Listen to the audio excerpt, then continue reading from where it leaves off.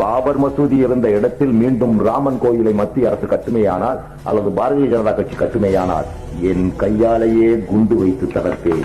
இது எங்கள் அல்லாஹ்வின் மீது ஆணை, நான் வணங்கும் அல்லாஹ்வின் மீது ஆணை, என் பெற்ற தாயின் மீது ஆணை. அதற்காக இந்த நாட்டில் தூக்குதான் தண்டனை என்றால் தொங்கத்து முன் கயிறு. என் பிணத்தின் மீதாவது எங்களுடைய மக்களின் பிறப்புரிமைகளை கட்டும்.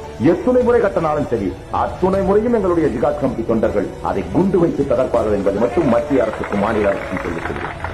நீ மறுபடியும் அங்க பள்ளிவாசல் கட்டாம கோயில் கட்ட ஆரம்பிச்சா அடுத்த நொடி ஒவ்வொரு தாட்சா போகும். எந்த நிமிஷம் அங்கு குண்டு வெடித்து அந்த கட்டடம் சிதறமே ஆனாலும் மத்திய அரசின் புலனாய்வு பிரிவினரும் சரி, மாநில அரசின் புலனாய்வு பிரிவினரும் சரி, காவல்துறையினரும் சரி, என்னை தாராளமாக கைது செய்து கொள்ளுங்கள். இந்திய நாட்டின் ஜனாதிபதியாக வாழ்வதை விட இந்திய சிறைகளின் சிறைவாசியாக இருந்து சிலுவுகளை ஏற்று சிரித்த முகத்துடன் சிராத்தின் வழியை மடிவதுதான் எங்களுடைய மார்க்கம் எங்களுக்கு கற்றுத்தந்த பாடம். அந்த பாடத்தின் வழியை நாங்கள் சாக தயாராக